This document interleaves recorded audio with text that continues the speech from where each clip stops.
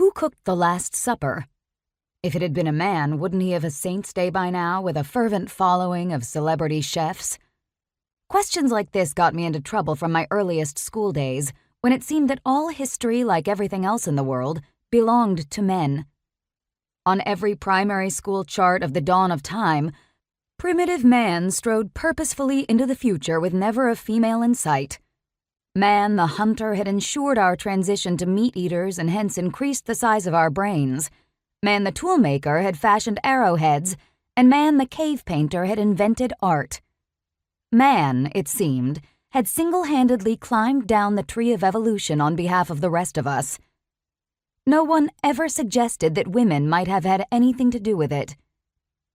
The ages rolled on with hardly a female in view. Among history's colorful pageant of wars, popes, and kings, women surfaced only in default of men. Joan of Arc led the French because there were no guys with the right stuff around. Elizabeth I ruled England because there were no guys left in line to the throne. Later heroines like Florence Nightingale and Susan B. Anthony were somehow apart from the world of men, another common prerequisite for famous women of the past. Like Joan's martyrdom and Elizabeth's virginity, their muscular but austere spinsterhood held few attractions for my girlish mind.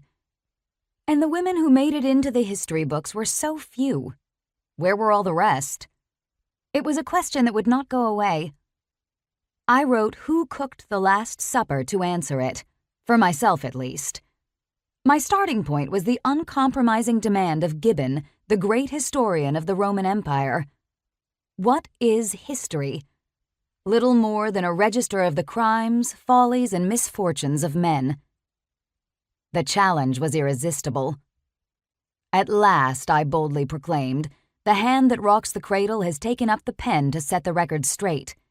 In history, there were women too.